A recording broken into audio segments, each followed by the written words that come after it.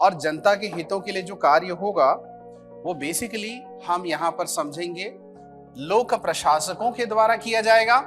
और लोक प्रशासक कौन होते हैं, तो शुरुआती शब्द में हमने देखा था, स्टार्टिंग में लोक प्रशासन का जब हमने नेचर समझने का प्रयास किया था तो कह दिया गया था कि कार्यपालिका के द्वारा किया गया प्रशासन ही लोक प्रशासन है, कह दिया गया था। फिर धीरे से उसका दायरा बढ़ गया, कहा गया नहीं भाई पॉलिसी मेकिंग तो फॉर द पीपल के लिए होती है, जनता के लिए होती है, और पॉलिसी मेकिंग करने वाले पॉलिटिशियन एमपीस एमएलए होते हैं, और ये एमपीस एमएलए तो इन्हीं लोगों के द्वारा चुन के वहां भेजे गए जाते हैं, तो ये अलग कोई लोग तो है नहीं।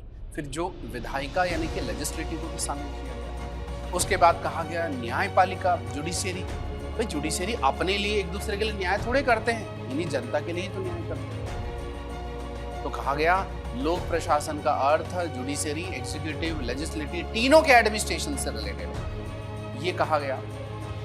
तो शुरुआत में जब इसको केवल एग्जीक्यूटिव का एडमिनिस्ट्रेशन कहा जाता था तो वो नैरो अप्रोच है।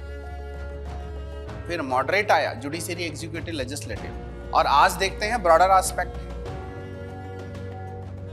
एक बात सिर्फ की पॉइंट के तौर पे समझिए, सरकार का कार्य वेलफेयर स्टेट बनाना है, जन कल्याणकारी, लोक कल्याणकारी राज्य बनाना है, जहां इक्विटेबल डिस्ट्रीब्यूशन हो, जहां सोशलिस्टिक मॉडल हो, समाजवाद जैसी चीजें हो, जहां पर वीकर सेक्शन को ऊपर उठाने की बात हो, जहां पर लोगों के अधिकार यानी राइट्स सुरक्षित हो। तब तो क्या है लोक कल्याणकारी हो, कल्याण मतलब भलाई, समझ में आ रही बात, वेलफेयर काम करना।